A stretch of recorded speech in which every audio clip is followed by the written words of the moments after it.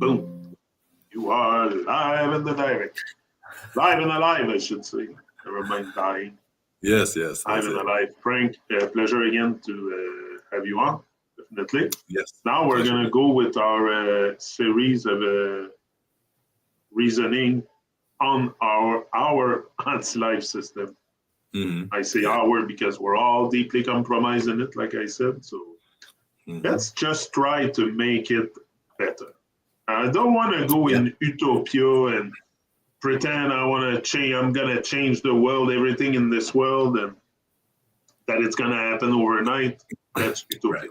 I think it's gonna progress towards something better. Definitely a better age, probably also. Like we are in an age of destruction of human body.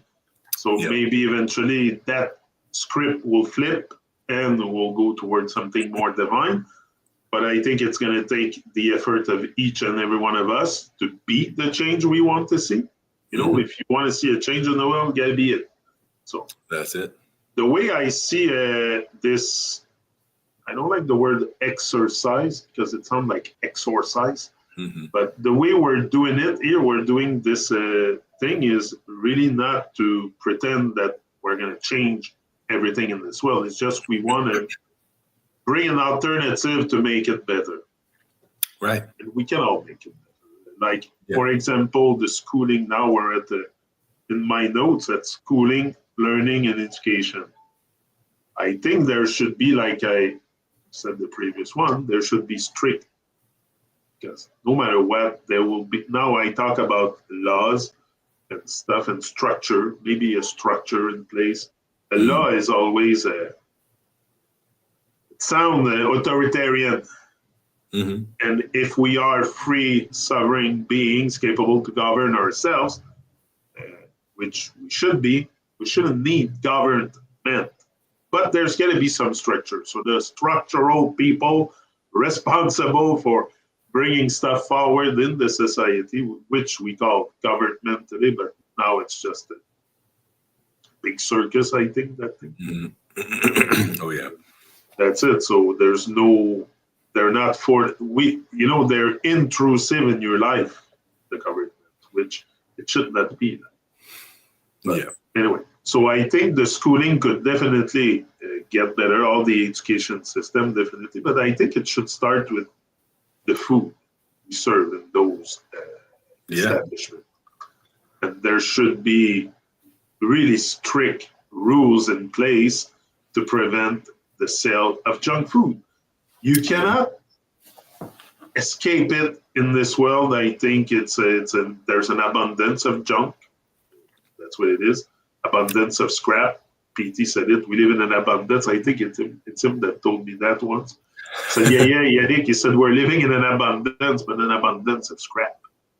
And that's really true. So can we just like make it better with the food, with what we teach? Also, stop teaching fables and stuff that doesn't hold on to reality. It's all made up history, most of it. Right. There's nothing really to enforce people to follow their passion, their dreams, their purpose here. It's just a human robot chain being created. So I think all this should be rethink in a way that also children go more outside. Even adults in schools should be doing more physical activities outside. If you go train or something, it should be done outside as most as possible.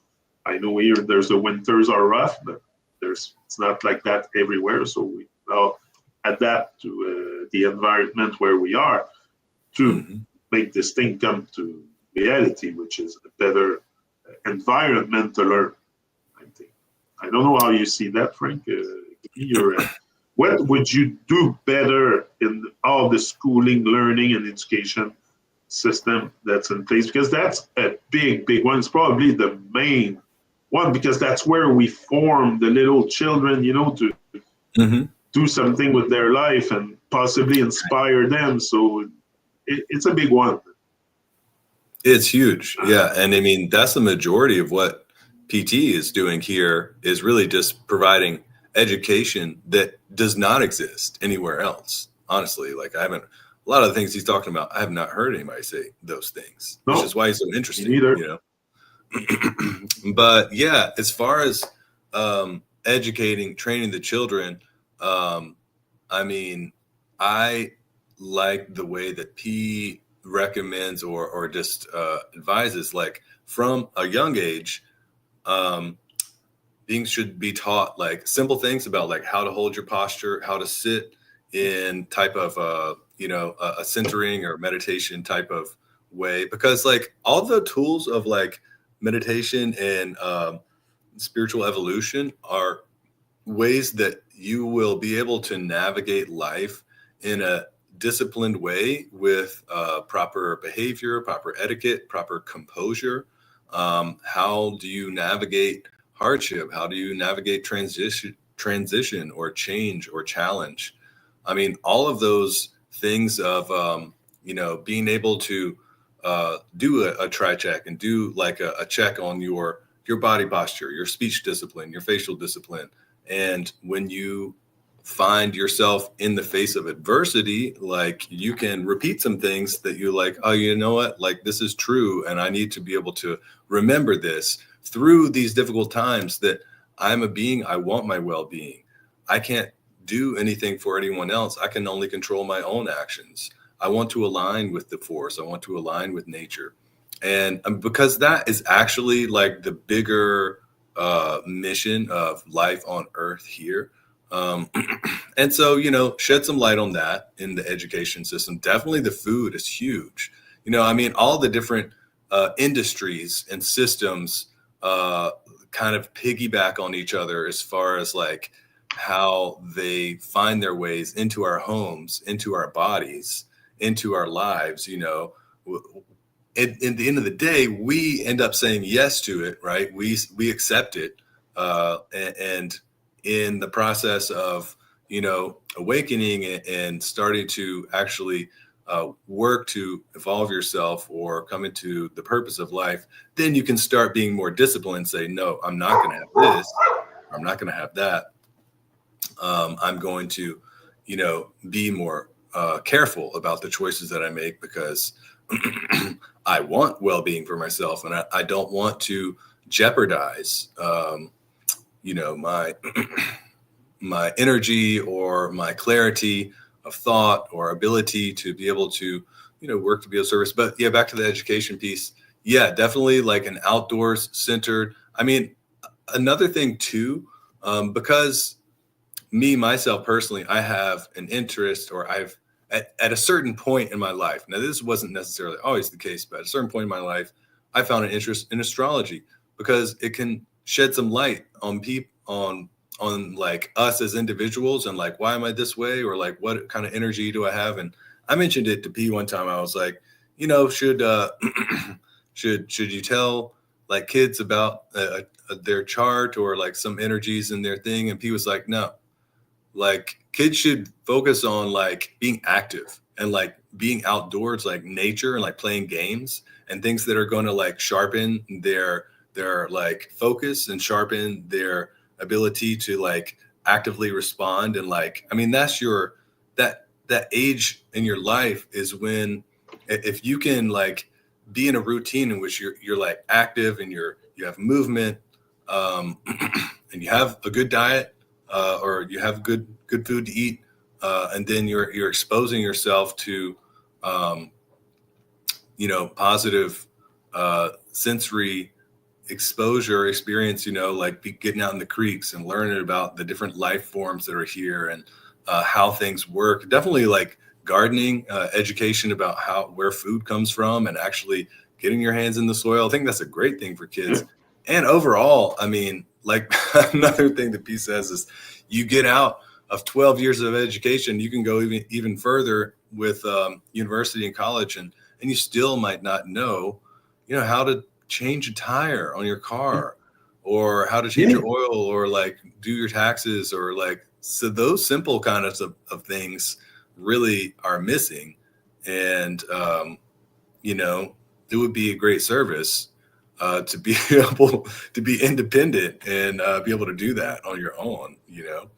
No, I like what you said about exactly learning the basic stuff that we don't learn in school, like changing tires and taking care of your finance and stuff, and be how to cook a meal, like how to feed yourself, you know, feed yourself. Gardening is not even taught at school. Like, yeah, right.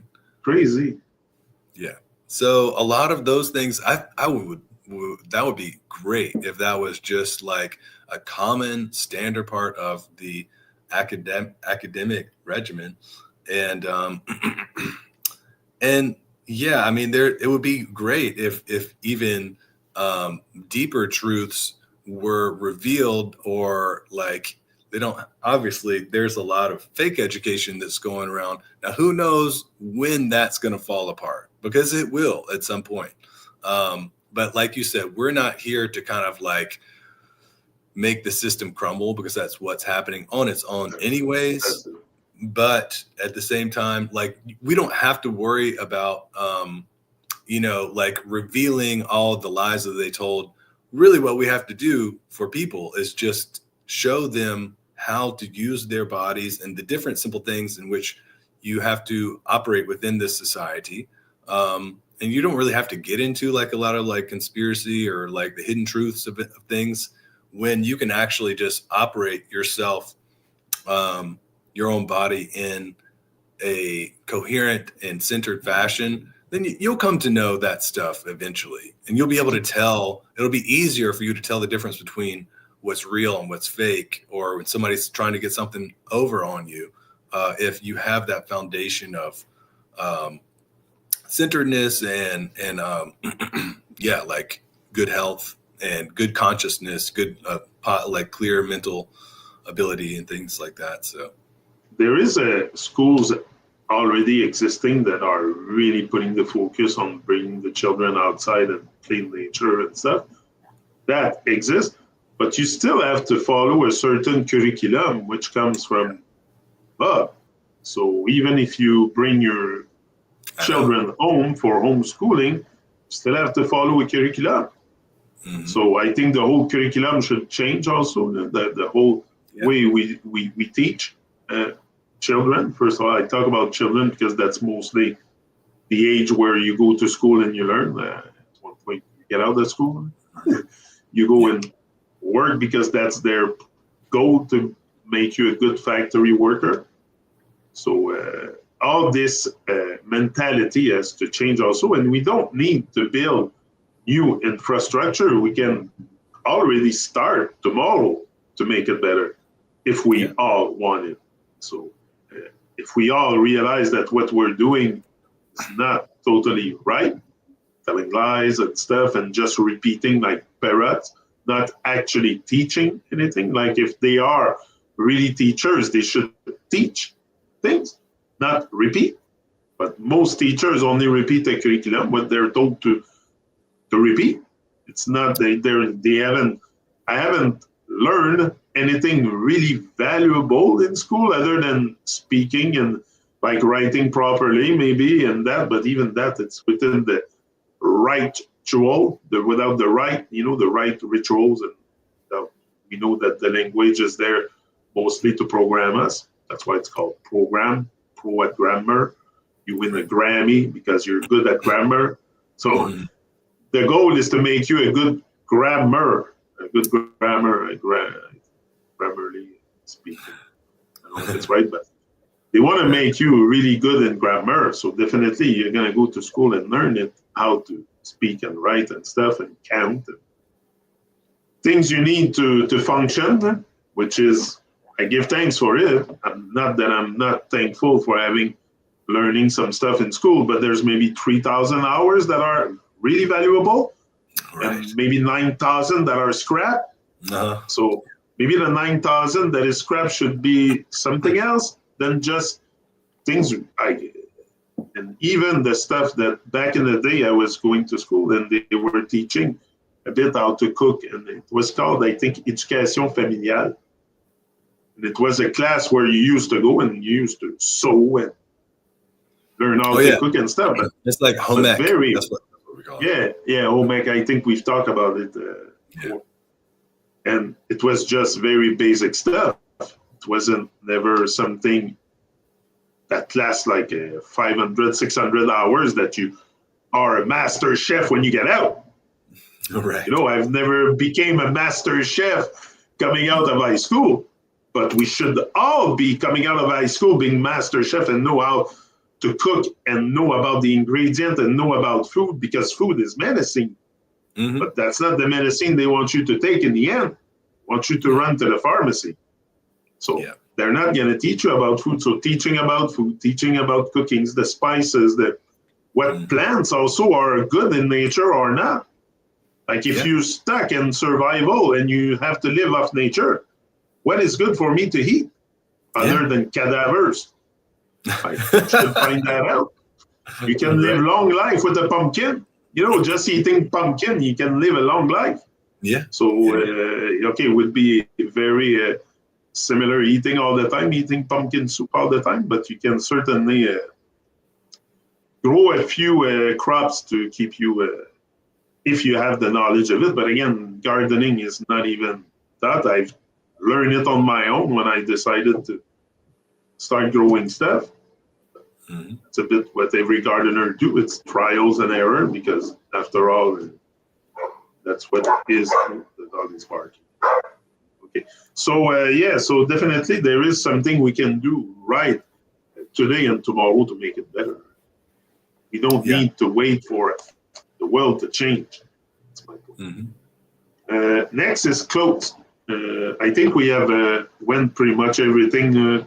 Schooling, learning, like I said, it's not to redo the world there. We're not going to reinvent the wheel, but it's to make it better in this time where we are. Right. I'm sure in 100 years it's going to be probably much better, maybe worse. Who knows? I think it's going to be better. I think the world is going towards something better. I am myself, maybe because we see the world as we are. I see everything very positively. Maybe the world is moving forward positively towards an awakening. I can feel it.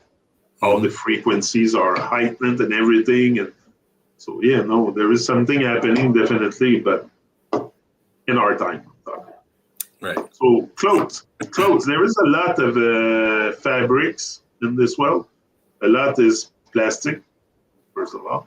Not that I want to eliminate completely all plastic fabrics, Frank, because at times it can be useful. Like if it's rainy outside, you might want to use a good raincoat. It's plastic, it's rubber almost. Yeah, right. And the rubber comes from plants. It doesn't need to be petroleum based. There's a tree that produces rubber.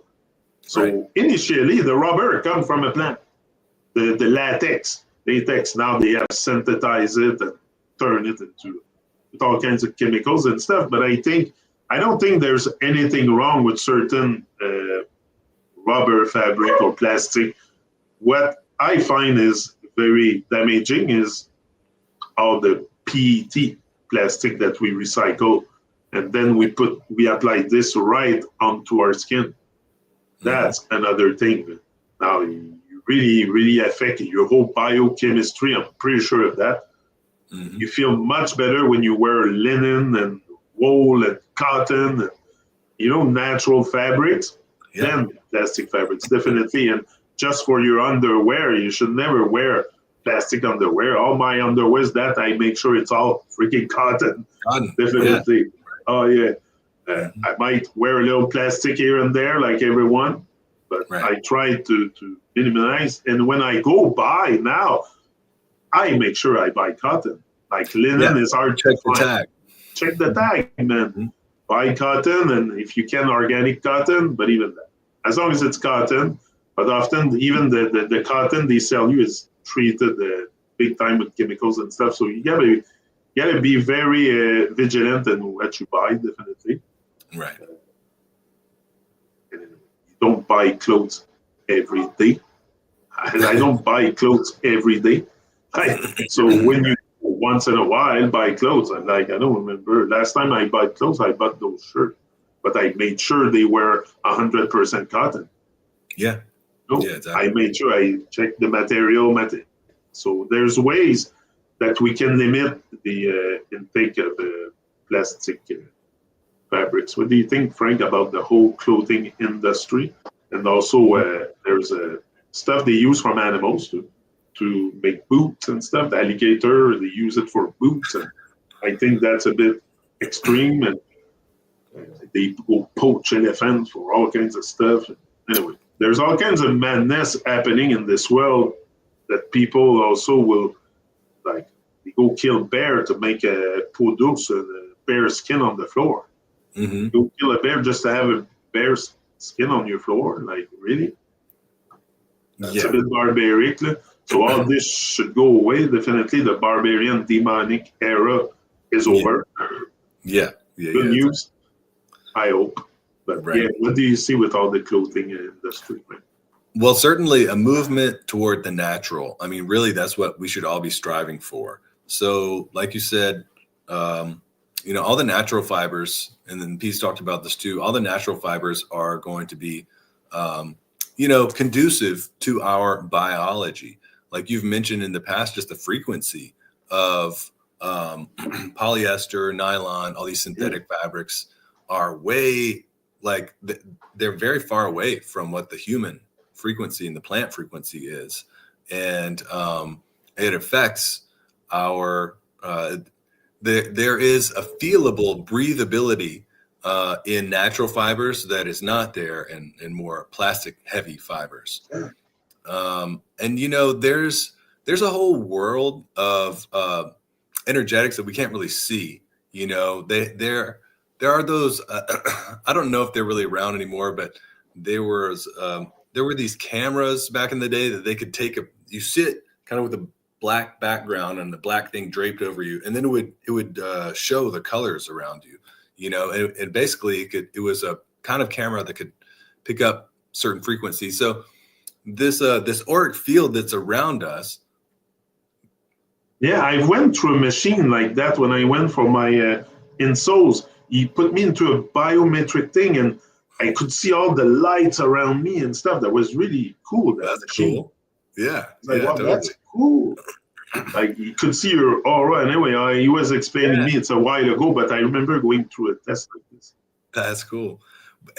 And so the reason that I bring it up is because, it would be just interesting to see people who are wearing, more synthetic fibers and seeing how it's actually affecting your energetic field.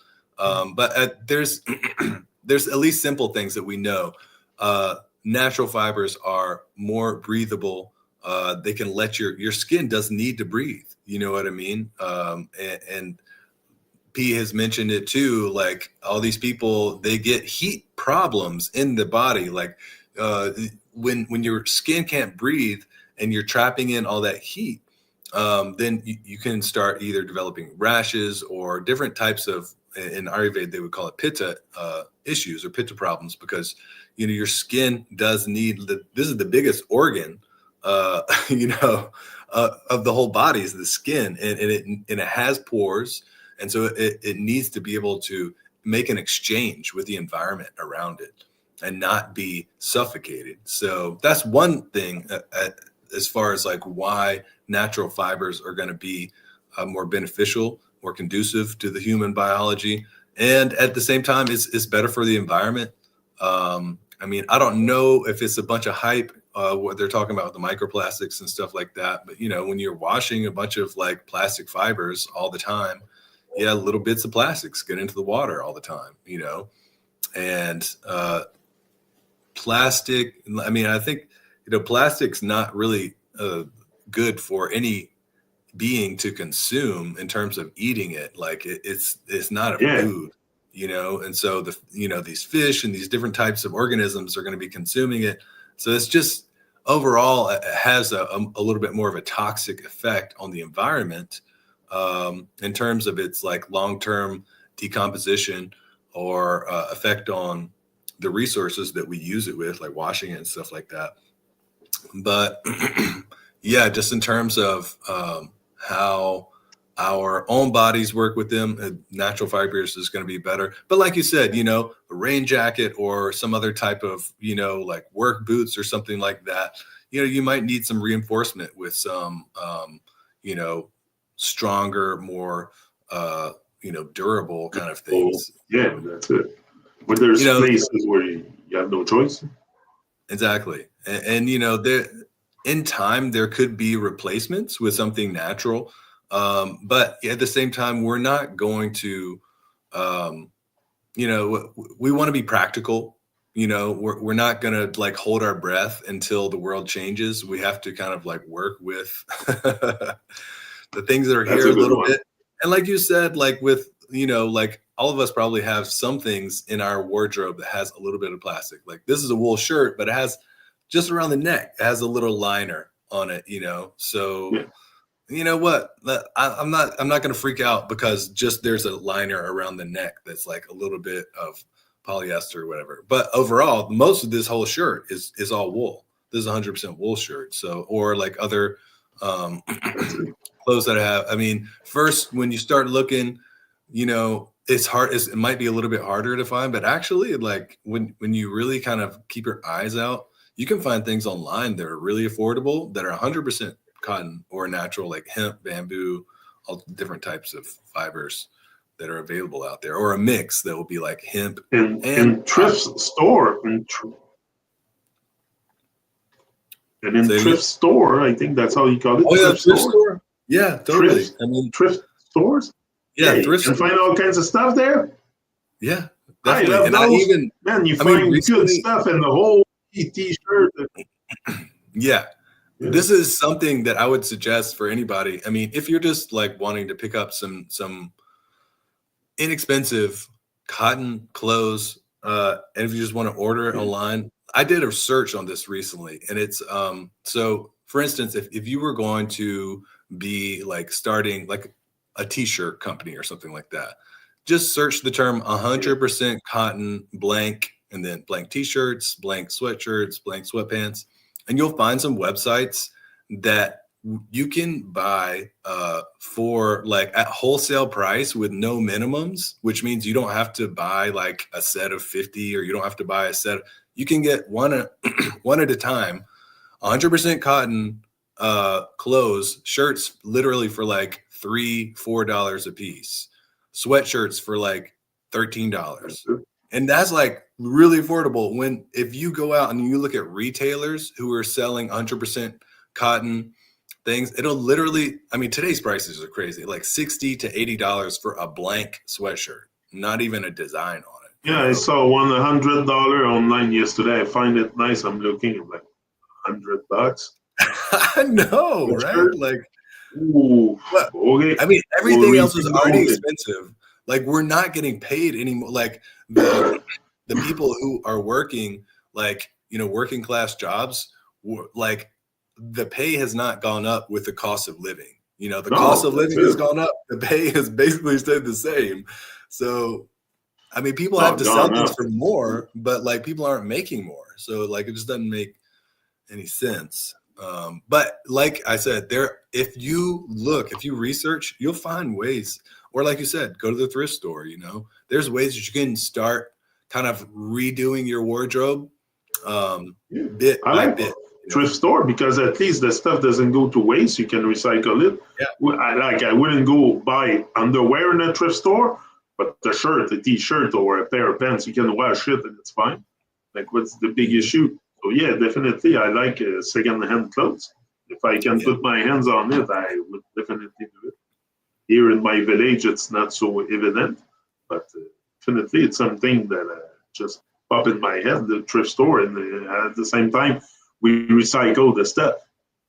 Other people can benefit. Yeah, definitely. And I think that is something that they should integrate into like fabric production, is doing a lot of like recycled cotton shirts, or because you could take all the leftovers from a thrift store they don't sell, pick out the ones that are a natural fiber, and then have it like shredded up and respun into a fiber that can be used again. Yeah, often I've seen an old T-shirt turn into rag. That's what they do most often. Like they make bundles of rags. We have that here. But I think we can use there's a better way to recycle it and make other clothes with it. Yeah. Maybe the cotton, why do they recycle cotton? I saw a shirt the other day that said it was like I don't remember what the wording was, but it was like recycled I've never cotton. seen It was like recycled cotton. I feel like there is a way that they can basically redo it, upcycle it, or I'm not exactly sure what that process would look like, if it's even a thing, but I think it is. I'm pretty sure. Now, the process involves collecting discarded cotton-rich garment, textile, or manufacturing waste, breaking them down into fibers or pulp, and then spinning these fibers into new yarn for textile production. So yes, the process to recycle cotton can be completed mechanically or chemically. And we'll explore both. Yes, we need recycle cotton. I mean, I think it would be a good thing, that could be integrated into production, Yeah, I think there was a lag for a second, but I can see you. I think there was a lag for a second because you didn't answer me. So probably that was the part that was lagging. Yeah, so recycled cotton is a thing, apparently. But why don't we see it more? That's another thing, recycling cotton. I'm going to put that there. Yeah. Because if we can recycle plastic, why not recycle the fabric more and more? Definitely. Yeah. And plastic bag training. You were talking about plastic before, and I see a lot of guys because I worked in hockey teams when I was young, and they used to train doing bicycle, putting a plastic bag on to sweat even more. That's probably a very bad practice. Plastic bag training, I call it. Right. So people putting plastic bag over them so you sweat more. I don't think it's very good. That doesn't. Yeah. I mean, there's with a plastic bag, bro. There's other ways. We don't have to use a plastic bag. Okay, perfect. So plastic bag training out the door. Yeah, out the door. Next, out the door. Next will be buildings and construction. I have on my list buildings. Everything that relates to buildings. For sure, our buildings are very unfractal. I know it. You know it. Yeah. Cuts the cement and everything completely. Cut the current of the earth. Definitely. There's no more copper pipes in buildings. Where are all these gone? It's all plastic.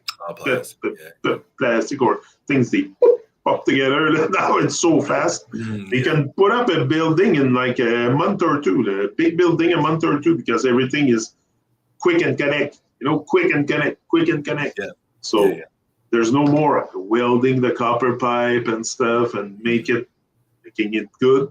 And also can agree that those pipes are not changed where the city water travels. I don't see them digging out the pipes and changing them every 5 years. So imagine the inside of those pipes. Look at your shower, how dirty it gets with the soap and the tap water. Yeah. Imagine the pipes. Everything is going through it. And everything is going through it, and we're drinking that after. So there's something definitely with the tap water should be either, I don't know, something to be done there, but yeah, I mean I don't know how they would. People should explore if they have access to a region like springs in their region. I mean, spring water is a great option, and you can go online and there's websites that's like find a spring near me or something like that. Now that might not be like exactly practical for everyone, especially if you're living in a big city or something like that. But there's a spring near me, and I fill up a bunch of gallons. I usually fill up about 22 gallons at a time, and that lasts me about a month or a little more. I mean, that's not going to be, I don't shower in that, but that's all the water that I use to drink and cook with and stuff like that. So, yeah. No, definitely. And I think, like, for sure, we're not going to explode every building in the city and start building new ones. Oh, yeah, because we're on buildings. I forgot. Yeah, so we're not going to change the buildings that we have around, But I think the new ones that we built should really be built into alignment also with the probably celestial stuff. Like they used to do back in the day, they used to orientate the buildings towards certain stars, because I think there's some kind of energy coming from above, definitely, and can be harvested below. So maybe making buildings more fractal and more like maybe more pyramids and stuff, more stuff that is conductive of energy, not the square buildings with the. And the roads also, I think, and it's part of constructions. Building constructions. I think the stuff we use also to construct houses could be definitely make better. Like hemp, they make hemp bricks now, and there's stuff you can put in a house together, a big house together in like 4 or 5 days. Yeah, and have you seen those videos of like the hemp bricks? They're like non-flammable. Yeah, they'll have a flame like blasting it, and it's just not catching on fire at all. And did you see what's happening in Hong Kong? Oh no! If it's true, there's like 7 big towers burning. Oh wait, somebody did tell me about that. Yeah. No, I don't know if it's true. I'm not there. That's what I heard. But apparently there's 7 big towers burning in Hong Kong right now. Wow. And, due to poor anti-fire material or something, some kind of green stuff. So making the buildings non-flammable, right, be a great thing. Yeah, definitely. But maybe also the cost related to it would be higher than the cheap stuff, definitely. But maybe we don't need to build so many buildings. Yeah, it's all about, I mean, honestly, when on so many different topics, it's true that it's better to have a good quality than to have a mass quantity of low quality things, like do it right the first time. Or even if you have to do it again or like redo things, like make them quality things that are going to last, things that are going to be, out of good material.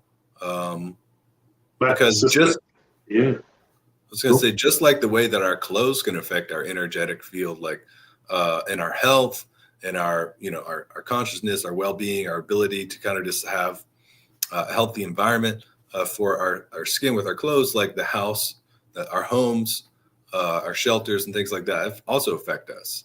And so, in the Vedic thing, there's a whole science called Vastu that is to do with kind of like arranging things in your home, kind of the direction that your home may be built in. P has made some really interesting commentary on it, and not really in depth, but even he's just mentioned the idea that, windows and doors, any opening in your home should be built with like the phi ratio integrated in it.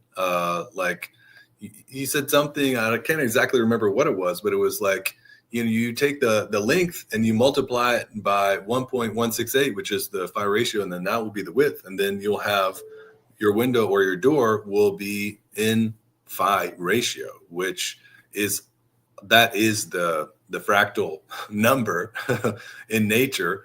Our bodies, divide themselves. They call it the golden ratio too? Yeah, golden mean spiral, golden ratio, yeah. And so things that are going to be more in that ratio are going to be conducive to life. And I mean, for me, it's just a cool concept too. Like I would love to be in a home and be like, my windows are in phi ratio, my door is in phi ratio. Well, I can't say that now, but one day I'd like to be able to say that. One day I'll get there. One day I'll have a home and everything will be like pointing towards the stars and stuff. Right? That'd be so cool. No, right? Very much aligned with all forces are. Also, there's ley lines on the ground and stuff that you can play with. No, definitely. That's what I wrote here and what you said, non-flammable material, sustainable material too. When you build the houses with pine trees, I know pine grows fast and stuff, but it also takes a lot of the forest away. Wildlife habitat goes away just because we cut trees.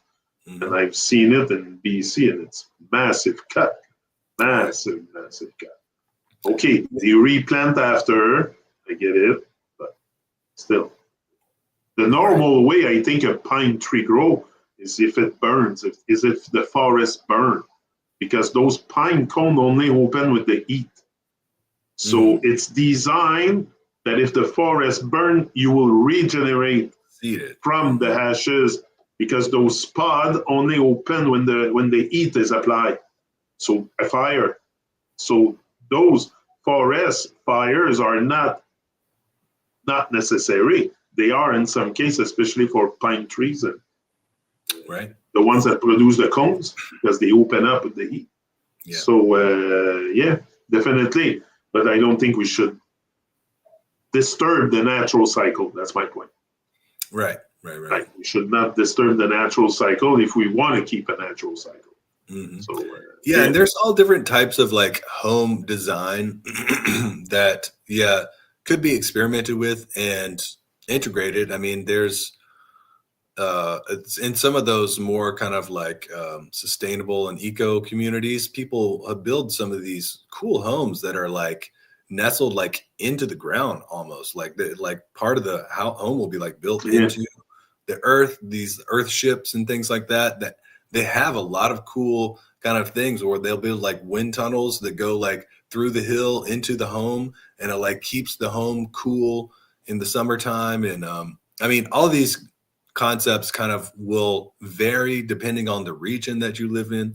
But yeah, I mean, something like having hempcrete or some type of renewable resource that you can just grow. You can grow a harvest of a field of hemp in a season, and that's going to be able to make a certain amount of biomass that's going to be able to construct some home space. So I mean, it does take a lot of different resources to process it and everything like that. But if we're all working together to make these projects come together and happen, then we can. That's the bit of us coming together to make these more sustainable future options a thing. And I think it's just a matter of demand. You see, people have to demand it. The more we demand it, the more it's going to come. People, for sure, they're going to start because you see more and more business being started, like good toothpaste and good food, and like there is people awakening in this world, and they just want to bring their awakening to reality and create love, a good product for humanity. And you see it happening, and the world is not totally asleep.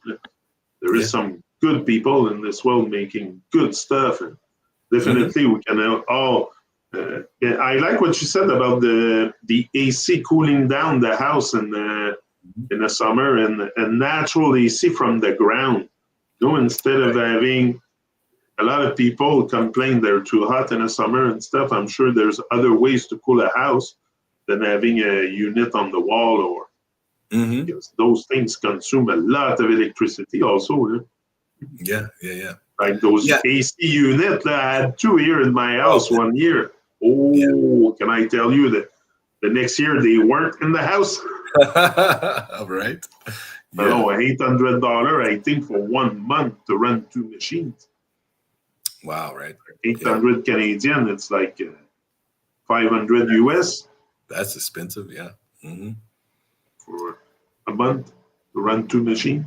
Oh my gosh. Yeah. So it's very expensive cost to run. So we can make it more cost efficient also, because I don't think money will go away in 10 years. We're all going to be under that, you can call it satanic control, but I think it depends what you do with your money. And always do great stuff with your money. If you have money, do good with it. Don't just keep it for yourself. Give it away. Do good. Help others. That's what I do with my money. I give it away. Fuck it. What am I going to do? Bring it to my freaking grave? There's no such thing. I prefer do music and give it back to the world. And this way I feel good. I feel good doing this. Yeah. So sun orientation. I was just going to say, I think there's a lot of different potential things to explore in terms of heating and cooling homes, and then having home design based on the region that you live in.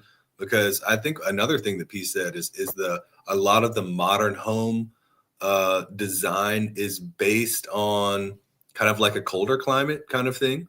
At least, like he said, like the square homes with certain way that is, he said that those are actually designed to like be warmer for colder climates. But he's like, you don't need those kind of homes in like Florida, like that's not, what actually makes sense down there. And even like there's different places like in different places around the world that has little space in the home that will have like an earthen floor, and that way you can be like, I mean, I love Ground that. yourself. That's so cool. You can do your grounding and you can directly ground it in the earth. Like I would have that in my next home, definitely. That'd be really cool, right? Like a grounding spot. Grounding spot. Grounding place. Yeah. And everyone in every office building, they should have it too. In every building, you should have a space where you go ground yourself. You go walk barefoot onto the dirt. Yeah. Yeah. And that's not hard to do. No. And that's doable tomorrow. Yeah. And then we're all more grounded. We're all like, imagine everyone like grounding. That would be a great vision. It'd be pretty cool. Yeah, that would be really cool. So a grounding place, and we covered a lot. Naturally, see from the ground, the cost-efficient building, home designed by region, rooftop harvest energy too. We should harvest energy on the rooftop. Or garden, do something with the roofs. Most roofs are empty in Montreal. Now they start gardening a lot. Lufa Farm, I think it's called. They are starting all kinds of projects on the roofs in Montreal but it's only in the summer you can do that. You need a greenhouse in the winter, but even that, minus 20, a greenhouse, bro. Not so sure. You're going to need something to heat it up. I know, right? Yeah. Yeah. There's a guy here that has a big one at the corner, and he's growing fig trees, but he keeps them alive even in the winter. That's cool. I see the lights on all the time and the heat and there's energy. Right. But also the energy could be harvested from a free source of energy like the sun.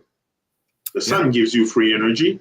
That's the free energy to me. Ways. There's like, you can have like a bunch of barrels full of water, and then those barrels heat up during the day with the sun, and then they keep the space at a certain temperature throughout the night because they've accumulated a certain amount of like solar heat and stuff. I mean, there's all sorts of these different cool little ideas in which we can utilize the elements and like how we configure them, and then it can create the conditions that we're looking for.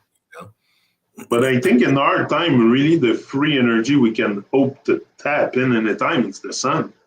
There should be more stuff on solar power, definitely. Yeah. But the sun has to be out to harvest the energy when they want to hide the sun with fake clouds. It's hard to harvest the energy of the sun or clouds or fake clouds or whatever. So it's got to be a clear day. So it's not always the case, depending on the region. Like, I know California Hot Springs gets sunny day pretty much all year. Here, it's not that bad. I would say 60%, 70% of the year it's sunny. But there's a lot of dark days too. Like, you're going to have dark days in your life too. Medicine hospitals next. Maybe we'll finish with that. Now, for sure, again, the first thing I would change in the hospitals is the food. The food you serve the patient. Come on, the food is medicine. So definitely the food has to change. No more intake of, you have someone recuperating from an illness and you pack them with sugar and pork and all kinds of stuff. That doesn't make sense. Why not a plate of fruit? Give them a plate of fruit, fresh fruit. No, you can heal with fruit. You can, it's so good for you too. And it's so sweet and stuff. Yeah, you don't need the refined sugar in the hospital. So that should be completely banned. I think I don't want to redo the whole medicine field. I think hospitals are good for trauma. It's not personally a place where I would go to get advice on health. Definitely not. But I would go. I went when I had my broken leg. I had no choice. Where do you want me to go? Like, you need hospitals. You need them. You need a place to treat people with trauma. You can't do that out of a. So hospitals are kind of something essential. Right. It's an essential service, definitely, in our society, and especially with the amount of people getting sicker and sicker. Definitely, hospitals are not going to go away. But I think we can, implement better food, better service also, more humane service. Like, you're treated like a number when you go to the hospital often.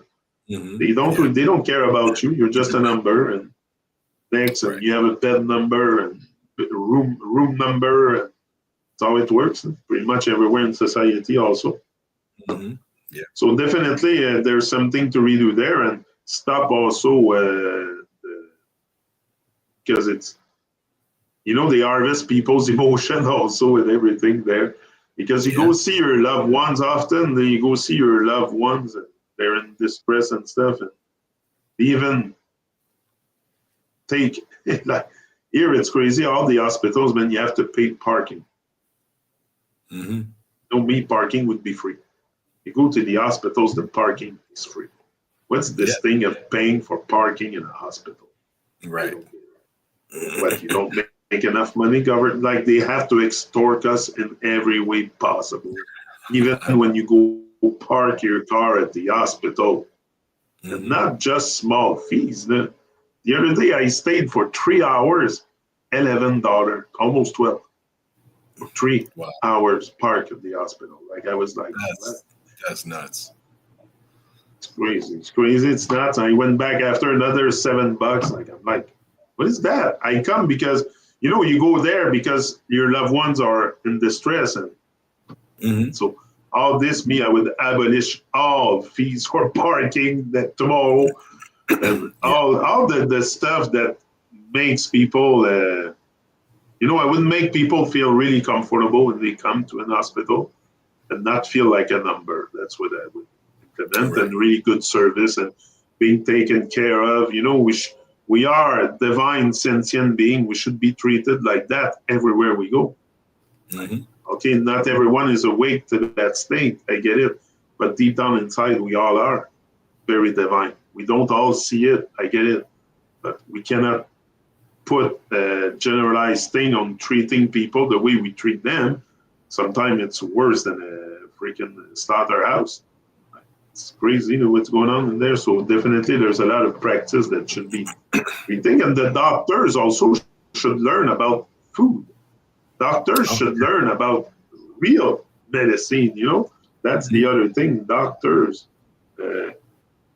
relearning their practice totally, because they are just focused on giving medication and putting a patch on an illness and stuff, never really treating the cause of the illness or why you're sick, or bringing alternative solutions to pharmaceutical stuff.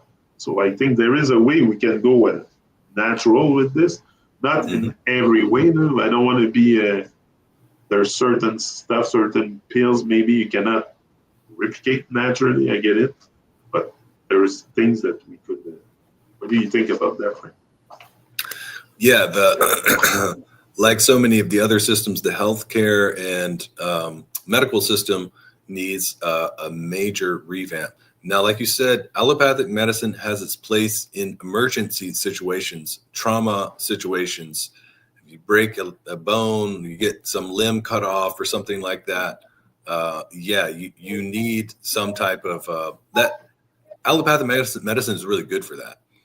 Or those treatments, those kind of things, but they don't use what is like the prevention is better than the cure type of approach to, health, lifestyle, and all that kind of stuff. Now, of course, there are health practitioners and people who are doing allopathic practice and stuff like that. They're starting to become more integrative, doctors and stuff like that. So there's a little bridging that's happening, but I think I'm frozen. Yeah, I can hear you, but yeah. But you hear me? Okay, we'll just keep going. We're finished in 3-4 minutes anyway. Yeah. So the two more like natural medicine systems in the world. The more well-known one is traditional Chinese medicine, TCM. So that has like acupuncture and different herbs and kind of lifestyle suggestions and stuff like that.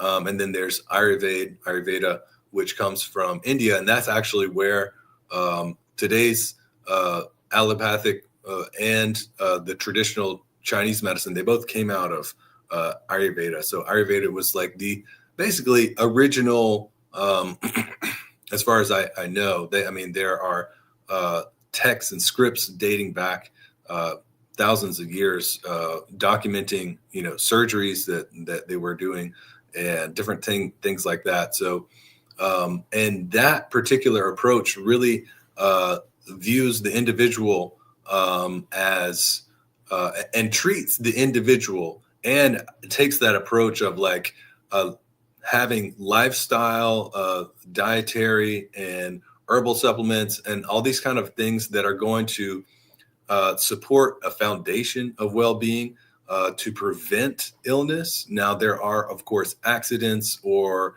you can accidentally poison yourself, or different types of things in which you need more kind of like emergency situation kind of things, or seasonal changes can cause like this past weekend, like we had a cold spell this past week, and like Friday night I came down, my throat was, oh man, it was hurting. It was hurting. But I did like a turmeric and salt water gargle, and I was taking some herbs, took some Guduchi, took some other like Ayurvedic supplements.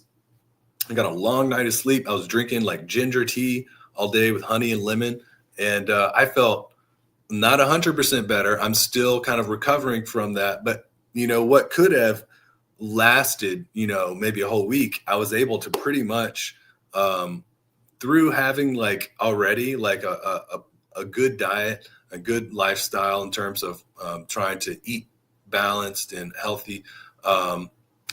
My body adapted to that seasonal change, that little cold or flu or whatever it was. I really burnt through it mainly in one night.